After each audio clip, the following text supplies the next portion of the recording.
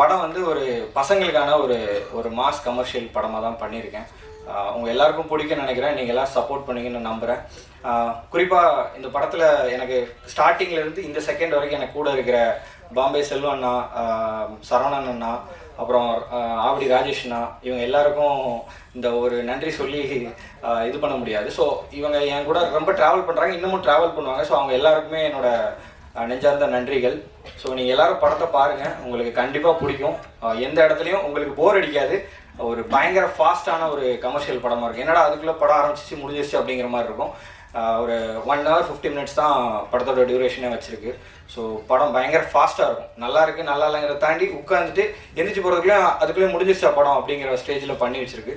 So எல்லோரும் support பண்ணுங்கள். Thank you so much press and media. இதான் ஃபஸ்ட் டைம் எனக்கு. ஸோ ஏதாவது தப்பாக பேசியிருந்தா இல்லை யாரையும் விட்டுருந்தேன்னா என்னை சாரி கேட்டுக்கிறேன். அண்ட் லிரிக் ரைட்டர் என்னோட சஞ்சய் அண்டு மதன்குமார். ஸோ அவங்களுக்கும் தேங்க் பண்ணிக்கிறேன். சூப்பராக லிரிக் எழுதியிருக்காங்க, நீங்கள் பார்த்துருப்பீங்க. இன்னொன்று என்னோடய ஃபேமிலி, அம்மா அப்பா எல்லாருக்கும், ஐ மீன் அவங்க இல்லைன்னா இந்த ஸ்டேஜ் இல்லை, நானே இல்லை ஆக்சுவலாக.